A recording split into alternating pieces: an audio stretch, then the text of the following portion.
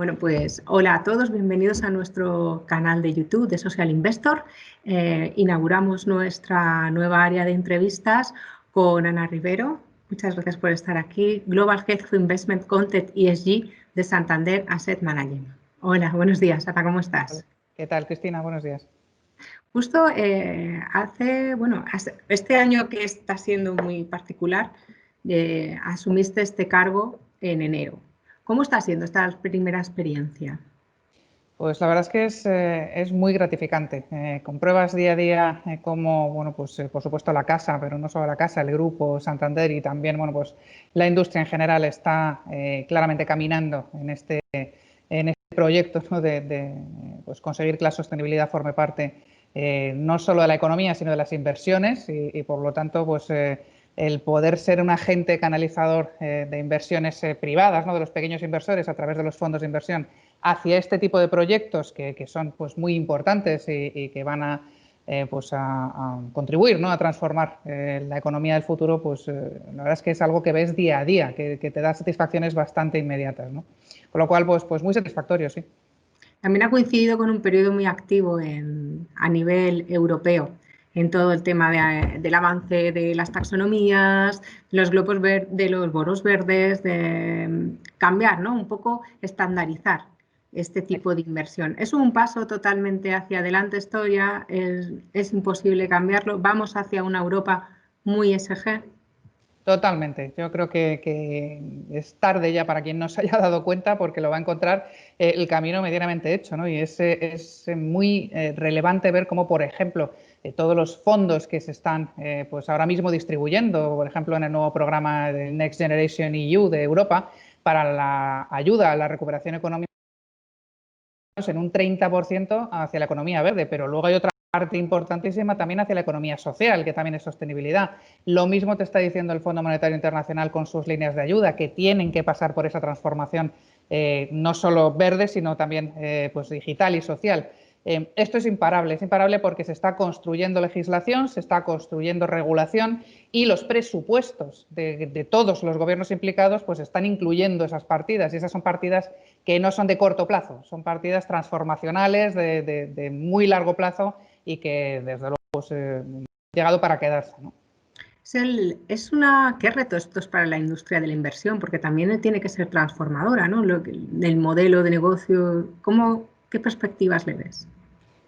Hay varias vertientes. Hay una que acababas de comentar tú que es muy obvia, que es la de regulación, ¿no? Todas las gestoras y todos los pues, participantes en el mundo de la inversión en la industria van a tener que reportar tanto si gestionan o no gestionan activos ESG o fondos o carteras con criterios ESG, sí que van a tener que reportar obligatoriamente en el tiempo y en el tiempo corto, es decir, en los próximos años, qué hacen ellos como casa para integrar ese tipo de criterios. Es decir, que va a haber una muestra al público de cómo se está o no cambiando la forma ya digo, no solo gestionar las inversiones, sino las propias casas. Esa obligatoriedad que viene pues, de la normativa europea, que es la más avanzada claramente, bueno, pues hace que se esté, pues, como se dice, poniendo las pilas, ¿no? Mucha gente y se esté dando cuenta de que ya no se puede postergar más en el tiempo el al menos contemplar todo lo que es la sostenibilidad en tu día a día. Hay quien, bueno, pues hemos apostado por hacerlo desde dentro y por tener pues, nuestro propio equipo y por contribuir nosotros también a ese cambio, ¿no? Un poco de filosofía del inversor y de la industria. Pero quien no lo haya hecho así, incluso, como decimos, como estamos comentando, lo va a tener que integrar en sus reportes. A lo mejor no en su forma de invertir, pero sí en su reporte. Con lo cual acabaremos dentro de unos años pues, teniendo una especie de mapa de aquellas gestoras que más han ido dirigidas hacia esa integración de la sostenibilidad y de aquellas gestoras que bueno, pues, lo van haciendo un poquito más despacio. Yo creo que eso obliga y es bueno que obligue. Es bueno que obligue porque nos hace plantearnos lo que decíamos antes, nuestro papel fundamental de canalizador del ahorro del pequeño inversor hacia este tipo de proyectos mucho más grandes, ¿no? Vosotros tenéis una posición totalmente global. La situación en Latinoamérica, en Brasil, es igual, es distinta. ¿En qué puntos se encuentra allí? Lo más avanzado que hay en el mundo de la sostenibilidad es Europa y claramente respecto a cualquier otra geografía. Latinoamérica ha llegado más tarde, pero se está poniendo las pilas, como decíamos. De hecho, ahora mismo este año hay las famosas IPOs, ¿no? En Brasil. Ha habido más de casi 50 salidas a bolsa en lo que llevamos de año. Y todas esas compañías, la gran mayoría, pues están pidiendo asesoramiento en la forma de comunicar a los inversores cómo ellos van a integrar la sostenibilidad en sus negocios, porque saben que es algo que los inversores a los que les están pidiendo su dinero, porque para eso salen a bolsa, ¿no? Les van a pedir, les van a reclamar ahora o más adelante, pero el inversor institucional, desde luego, hace ya tiempo que viene contemplando pues, como un factor muy relevante a la hora de decidir sus inversiones el cumplimiento de estos factores de criterios ESG y esto se va acelerando. Entonces, pues en Brasil, por ejemplo, sí hemos visto eso, que las compañías que salen a bolsa cada vez más, y este año después de lo que ha ocurrido, ¿no?, con la pandemia, se está acelerando clarísimamente, piden ese asesoramiento, ¿no? Eso nosotros pues lo hacemos a través de actividades de engagement con algunas de esas empresas, pero en general se está viendo ese movimiento que sí es cierto que va más tarde que lo que ha sido en Europa, pero que sí que claramente pues vemos que se pone en marcha, ¿no? Con lo cual es como una revolución total, ¿no?, de la forma un poco de captar el interés de los inversores, lo que estamos viendo en los mercados internacionales gracias a la ESG. Totalmente. Ten en cuenta que no solo es bueno o va a ser visible para el emisor, ¿no?, para quien emite sus acciones o emite sus bonos, sino también para el comprador y también para el financiador. O sea, desde el punto de vista de las entidades financieras también, pues ellos tienen que prestar su dinero a proyectos o a empresas y cada vez van a ser más proclives a prestárselo a quienes a ellos también les proporcionen ese carácter de financiador verde o financiador social. Lo mismo el inversor, tanto institucional como pequeño, no es solo que el proyecto en el que quieres invertir o la empresa en la que quieres invertir sea en sí misma sostenible, sino que tú también quieres que tu cartera o que tu perfil de inversor sea cada vez más sostenible. Luego es la forma de relacionarse entre los agentes económicos y en este caso financieros está siendo muy, muy relevante este componente de la sostenibilidad. Como gestora, este año os habéis incorporado al Institutional Investors Group of Climate Change. ¿Qué supone este compromiso? Y de alguna forma también compromete al grupo financiero, al banco en su conjunto, el participar. Bueno, es una iniciativa que nos hemos adherido como gestora. Obviamente está muy alineada con lo que el banco tiene también como principios de banca responsable y como intereses fundamentales en el mundo de la sostenibilidad, pero nosotros, bueno, pues como sociedad gestora del grupo nos hemos adherido a título, pues eso, más nosotros específicamente, ¿no?, la sociedad gestora. Todo lo que nosotros hacemos en sostenibilidad desde Santander Asset Management está 100% alineado con los principios del grupo, como decimos. Y lo que supone en este caso esta iniciativa es una iniciativa de engagement colaborativo. Es decir, nosotros podemos contribuir a cambiar o a modificar la forma de relacionarse de algunas empresas con los inversores a través de la sostenibilidad, particularmente pues, en España, en México, en Brasil, en aquellos países donde tenemos posiciones en nuestros fondos de inversión que son relevantes. Pero a nivel global, la única forma de avanzar es haciéndolo a través de estas iniciativas que nos reúnen a muchas agentes de la industria, a muchas gestoras, para entre todos hacer esas peticiones a esas compañías para que se identifiquen más en los criterios, en este caso de clima, porque la iniciativa que estamos hablando es la de Climate Change, y que sean más proclives a dar más información y a comprometerse con ese cambio climático. Todo lo que sea unir fuerzas en este sector, en este mundo, ¿no?, de la sostenibilidad, va a llegar mucho más lejos que la iniciativa individualizada. También habéis dado un cambio bastante, bueno, muy significativo este año al anunciar que aplicaríais los criterios de ISR en todos los planes de pensiones del Santander. ¿Afecta a toda la oferta de planes de pensiones en España y en el resto de los países? Y no sé si pensáis extenderlo también o incrementarlo en el negocio de los fondos de inversión.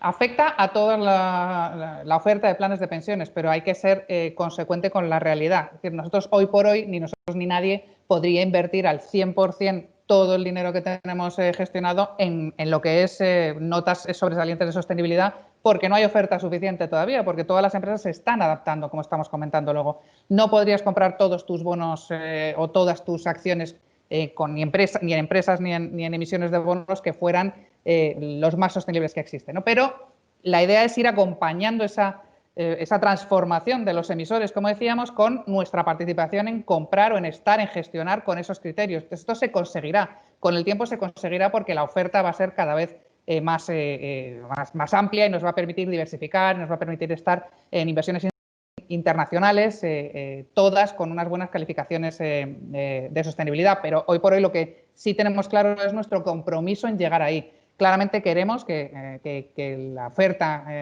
el grueso, pues prácticamente toda la oferta de la gestora de pensiones sea sostenible. Siempre habrá, por ejemplo, si tienes unos planes de pensiones que son puramente monetarios en alguna divisa en concreto, a lo mejor ahí no puedes implementarlo, pero será por ese tipo de motivos, no por la filosofía o la intención que tengamos, que sí que es la de cada vez trasladarlo más. Y decías también a la gestora de pensiones, bueno, a la gestora de fondos. La gestora de fondos va a llevar más tiempo porque lógicamente es muchísimo más amplia la oferta y tenemos mucho volumen gestionado, pero la filosofía es esa. No tenemos un compromiso tan en firme precisamente por ese volumen, ¿no?, que tenemos tan elevado y que va a costar pues más trabajo o más tiempo adaptarlo, pero sí que la filosofía es ir incorporando cada vez más producto sostenible y desde luego sí que tenemos un compromiso de tener una calificación de todo lo que gestionamos a nivel global, de todos nuestros fondos de inversión, una calificación sostenible utilizando con nuestra metodología que sea transparente para el inversor. Es decir, que sabremos, o quien invierta con Santander Asset Management va a saber de cada uno de nuestros fondos de inversión qué nota tiene sostenibilidad. Y esto aplica a los que son sostenibles con vocación, tanto a los que no. Pero en la foto, el análisis, sí lo vamos a hacer a toda la gestora y además a nivel global. Has apuntado un problema, ¿no?, que se habla mucho de la inversión en ESG, que es que la falta a veces de activo, que todavía digamos que es una evolución que tenéis que hacer en conjunto los inversores también con las propias empresas, los propios emisores, porque ahora mismo comentabas y apuntabas que rotar probablemente toda la cartera de volumen de patrimonio hacia la ESG sería inviable. Este trabajo, ¿las empresas cotizadas lo están tomándoselo en serio? Sin duda ninguna, y además cada vez más es un inversor particular comprobar muy claramente. Tú te metes en cualquier web de cualquier empresa cotizada medianamente grande o incluso de algunas de las pequeñas y de bastantes, de cada vez más de las pequeñas, y ahí encuentras enseguida una memoria de responsabilidad social corporativa, una memoria de sostenibilidad donde incluso yo te diría que el 90% de ellas tienen identificados objetivos de desarrollo sostenible que te explican que están dirigiendo su negocio hacia allí. Es decir, cada vez más lo vas a ver, cada vez va a ser más visible y los compromisos que estamos viendo por parte de las compañías, no solo en España, por supuesto, ni en Europa, sino, como te decía antes, también en los mercados más dudosos en este sentido por el retraso que llevan, ¿no?, que son los latinoamericanos, que, como digo, ese retraso es en implementar, pero no en la voluntad. También lo estamos viendo en estas iniciativas de engagement colaborativo. Cada vez son más y cada vez es más evidente que se unen fuerzas para que las compañías tengan también ese apoyo y esa ayuda, porque esto es nuevo un poco para mucha gente, ¿no? Normalmente las estructuras de las compañías pues no había una persona o un departamento que se dedicara a este tipo de análisis o a este tipo de reporte a los inversores, y ahora cada vez lo estamos viendo más, ¿no? A mí no me cabe duda de que en los próximos años pues va a ser algo absolutamente normal y cotidiano en todas las compañías. Hablabais también de no solo el cambio en la política de inversión, sino también en la política de gestionarlo en las juntas de accionistas y a nivel política de voto desde los planes de pensiones, los fondos de pensiones.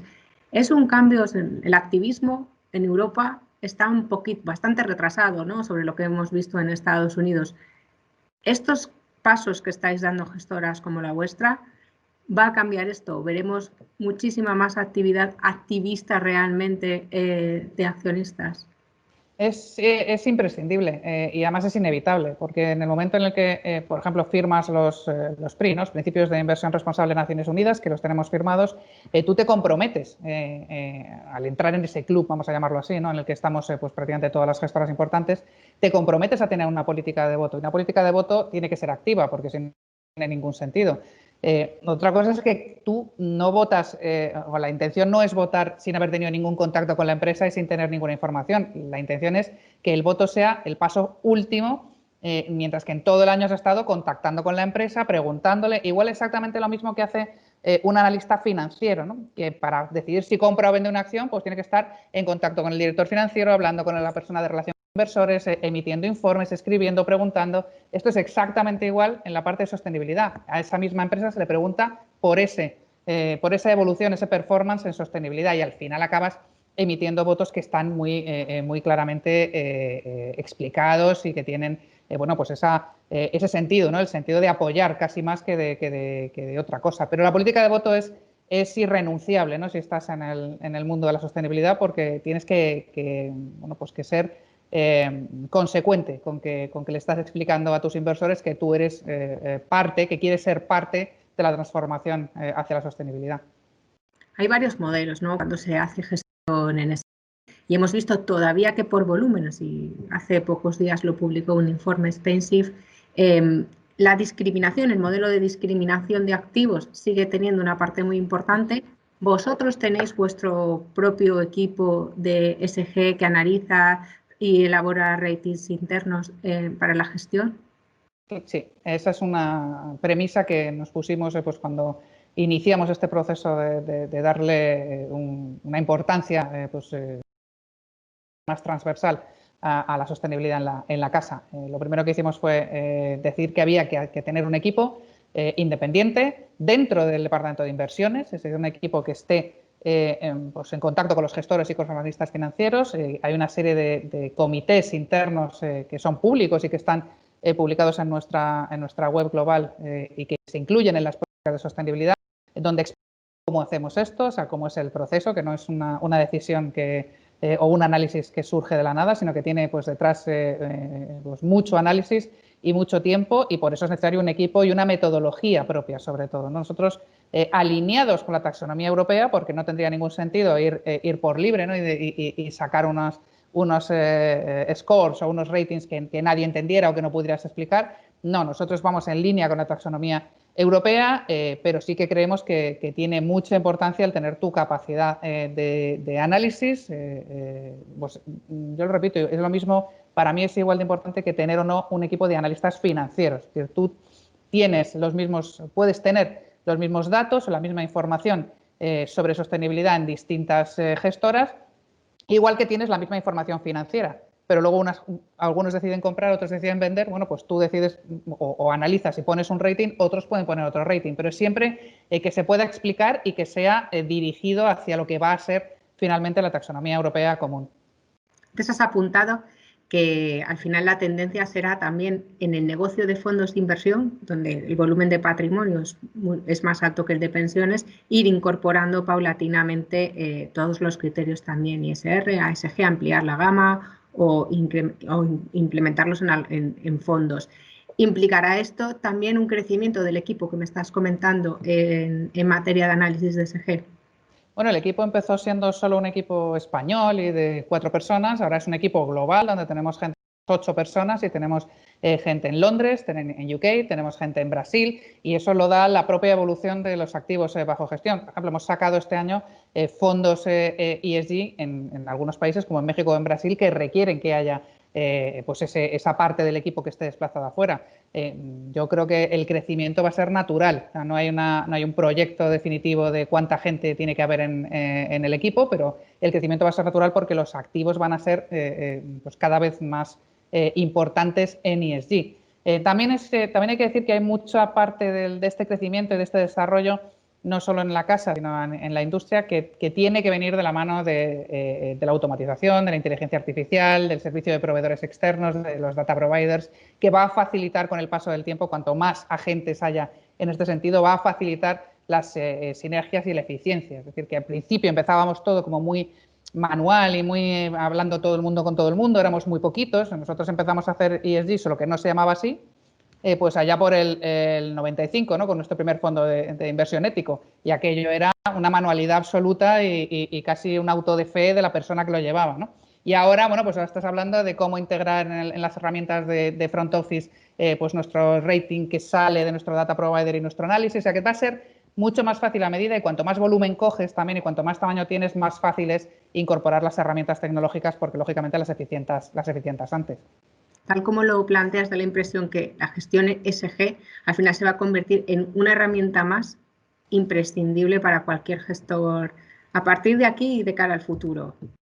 La incorporación de datos es fundamental, o la búsqueda un poco de valor, ¿no?, en el añadido del producto de inversión.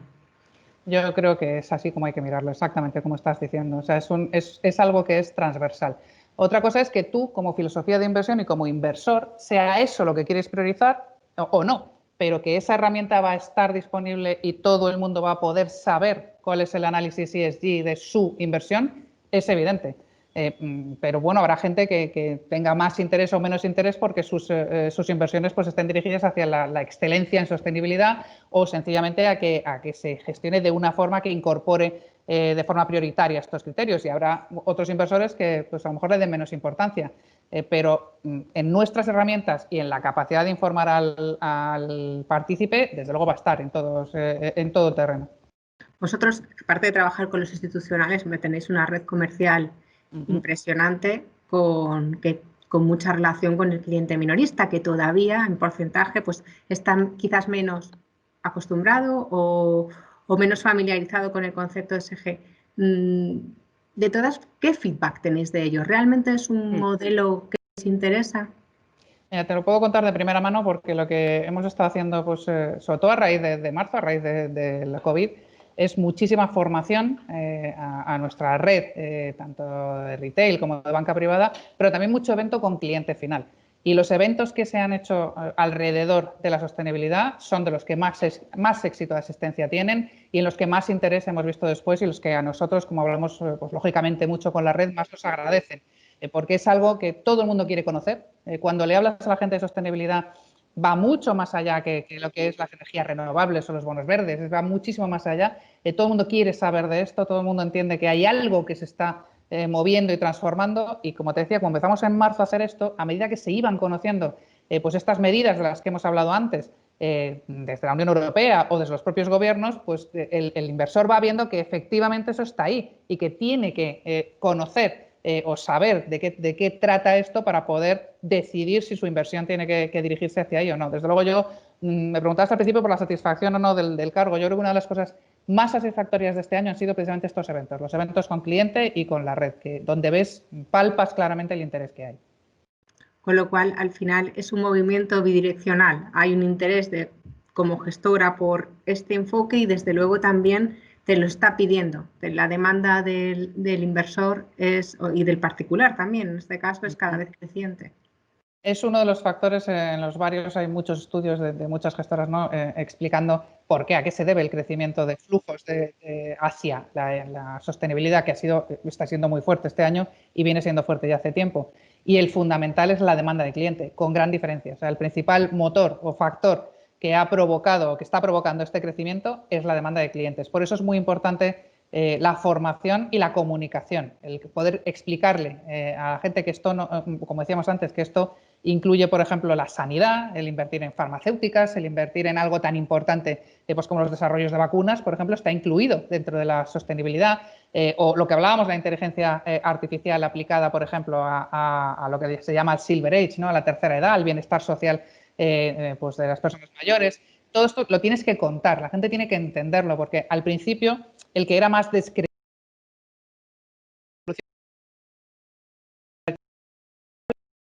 están muy caras porque llevan mucho tiempo verdes, y no, es además de eso, que por supuesto es central, además del tema del cambio climático, que es fundamental, además hay detrás la S y la G, es decir, todo lo social y todo lo que es buena gobernanza, que ya se puede demostrar con el tiempo que llevan estas inversiones en el mercado, ya se puede demostrar que efectivamente generan alfa, generan valor añadido. Y esa es la perspectiva histórica que tenemos en rentabilidad, bueno, y además en aportación, porque es todavía el alfa, además hablas del alfa, pero también para el inversor no solo es el retorno, que este año los activos ESG se están comportando de media mejor que el resto del mercado, pero también es ese retorno social o de cuidado del medio ambiente que tiene el inversor. Ese engagement, ¿lo notáis en los clientes? Ese quizás es el sobre el que más hay que trabajar, porque lógicamente estamos hablando de gente que es inversor, Esto no es una donación, esto no es una fundación, es decir, no le estás apelando a la gente a que le vea directamente de entrada la parte de impacto, pero no te quepa duda que es donde más va a crecer. La inversión de impacto nunca va a llegar a ser mayoritaria, porque esa sí que hay que restringirla, ¿no?, a las mediciones para conocer realmente el impacto social de una inversión. Es muy difícil de hacer, hay que tener gente sobre el terreno, hay que ser muy especialista en este tipo de cosas, pero ahí el crecimiento, lo que es las tasas de crecimiento, cada vez vemos que van a ser mayores. Lo que sí que creo que es más relevante, que busca y que se puede demostrar al cliente que lo puede encontrar en estas inversiones, más que la rentabilidad pura, es el ajuste de la rentabilidad al riesgo. Claramente las compañías que tienen buen scoring o buenas notas en ESG tienen un perfil de riesgo mucho más ajustado, entre otras cosas, bueno, pues cosas tan evidentes como que una compañía que tiene planes de inversión que cumplen, por ejemplo, con lo que está exigiendo la Unión Europea, va a encontrar financiación más fácil y más barata que una compañía que no la tenga, con lo cual tu coste de capital se reducirá, con lo cual ya eres más rentable en el mismo negocio que otra compañía que sea comparable contigo que no esté haciendo ese tipo de transformación, ¿no? O sea que yo muchas veces cuando me preguntan en estos eventos que te digo, me dicen, pero ¿está ya demostrada cuál es la prima de rentabilidad que te da la inversión sostenible? Y digo, esa puede ser discutible o no, lo que sí está demostrada es la prima de riesgo que rebajas invirtiendo en la inversión sostenible. Y lo hemos visto, como tú decías, en la resiliencia que han tenido estas inversiones en las caídas fuertes de marzo y abril. O sea, se han comportado muchísimo mejor en las caídas y luego han recuperado en las subidas exactamente igual que los demás. Por lo tanto, yo sí que si destaco algo es la eficiencia, la mejora clarísima de cualquier perfil de riesgo, la rentabilidad ajustada al riesgo mejora claramente. Este año está siendo muy particular por la pandemia, la COVID, pero ¿te atreverías a anticipar si para la ESG, para el volumen de gestión de activos, va a ser probablemente un año récord? Probablemente sea un año récord en cuanto a velocidad de crecimiento de flujos, pero no está ni muchísimo menos en el tope de lo que vamos a conseguir. Esto se va a duplicar, no sé si serán 2, 3 años, pero no creo que mucho más. Precisamente por todas las inversiones que están puestas en marcha. Este año se llegó al trillón americano destinados a ESG en fondos de inversión, que el año pasado era impensable que se alcanzara en este año, y se ha alcanzado en un año en plena pandemia, con la volatilidad que ha habido, con las caídas de mercado que ha habido, la incertidumbre total, y es donde más se ha apelado a esa necesidad de dirigir las inversiones hacia este tipo de proyectos, ¿no? Con lo cual yo creo que esto se está implantando, el embrión ya está creciendo y el crecimiento va a ser rápido y a lo mejor exponencialmente no va a ser tanto como este año en comparación con el año pasado, pero va a ser un crecimiento continuo que yo no descarto. Si estamos ahora en 1 trillón, pues los 2 trillones no se alcancen mucho más allá de 2 o 3 años. Estás hablándome a nivel global. A nivel global, sí, sí. ¿Y en España? En España hay interés, hay dinero y hay cada vez más ganas de invertir. ¿Qué es lo que ocurre? Que en España mucha de esta inversión se está haciendo a través de fondos o carteras de fondos que acumulan posiciones de fondos locales, nacionales y de fondos de terceros, de gestoras extranjeras. ¿Esto qué pasa? Que cuando tú ves los datos agregados en Inverco, por ejemplo, que proporciona los datos sobre todo de gestoras españolas, no se percibe realmente el interés porque te sale muy poco capital puesto o inversión puesta directamente en ESG, porque fondos de inversión nacionales, de gestoras nacionales, pues somos cada vez más y cada vez tenemos más oferta ESG, pero realmente si miráramos los fondos de fondos, pues hay mucho más concentrado que lo que parece. Aún así, yo sí que creo que en España hay que seguir con la evangelización, vamos a decirlo, hay que seguir con la explicación a todo el mundo, sobre todo esta parte del binomio rentabilidad-riesgo, porque en España el inversor es muy conservador, en toda Europa, pero en España especialmente. Es un inversor que le gusta la renta fija, que es un inversor que no le gusta asumir riesgos y que pues hasta ahora el mirar a la inversión sostenible se había hecho casi directamente a la renta variable, y eso ya de inicio para a muchos de los inversores.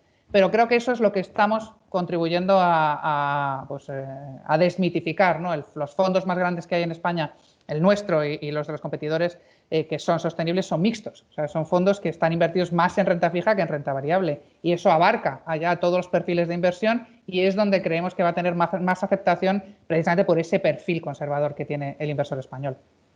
¿Te atreves también a pronosticar que duplicaremos el volumen en España en activos SG invertidos o no? Ahí no estoy tan, tan segura en el tiempo en el que lo haremos. Lo acabaremos haciendo, no me cabe duda, pero no sé si será en 1 año, en 2 años, en 3 años, probablemente pues tardemos más que lo que tardará el cómputo global, ¿no? Pero efectivamente sí, que el crecimiento va a ser también muy importante, porque la oferta, lo estás viendo en la oferta cada vez se adapta más a esa demanda de clientes y cada vez hay más fondos que aplican los criterios sostenibles.